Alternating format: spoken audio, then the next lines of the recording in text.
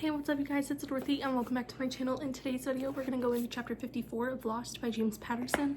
So let's get right into this video. This video may contain sensitive topics and foul language. If you do not wish to continue, I suggest you click off the video now. You have been warned. It was late in the afternoon by the time I got Marie settled in her downtown hotel room. I had planned to take her to the office and introduce her around, but to be honest, I liked my alternative plan better. She was hungry, so I'd stopped my Explorer near a food truck that was always on 8th Street, just west of the interstate before the street turns into Calle Ocho.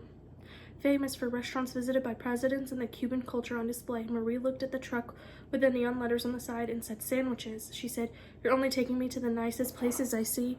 The owner, Louise, waved to me as we stepped up to the truck's window. I smiled and held up 2 fingers. He nodded. "I don't want you to fill up too much before dinner. Besides, these are the best Cuban sandwiches in the city. He's usually sold out by this time of day." "What other kinds of sandwiches does he sell?" "There are no other sandwiches recognized by Miami residents. Try one." Marie said, "Don't we get a choice of what's on it?" "No. In Miami, a Cuban sandwich is ham, pork, pickles, mustard, and a little mayo. Otherwise, it's not Cuban sandwich, and most places won't sell it."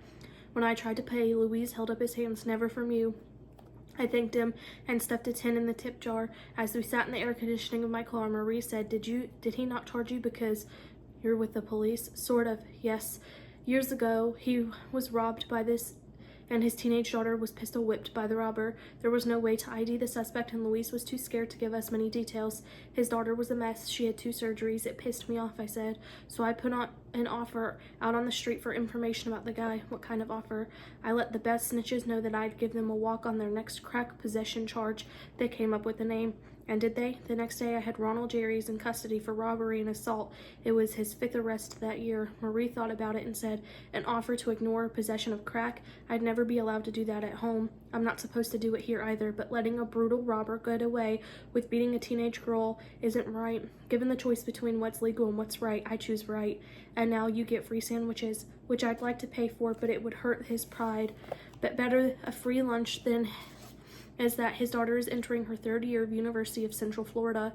We finished our sandwiches and got on our way. As I drove, Marie sat in the passenger seat and took in all the sights of South Florida. "What city is this?" she asked at one point. "It's called Coral Springs. This is where people who work in Miami live, at least people who work in public service." Marie turned to me. "Are we going to your house?" "I thought you might like to eat a home-cooked meal and see what an average American family made up of only adults is like." I was taking a risk. I wasn't sure how she'd react to this. She gave me a broad smile and said, "Will your mom and sister be there?" "They're busy making our dinner as we speak."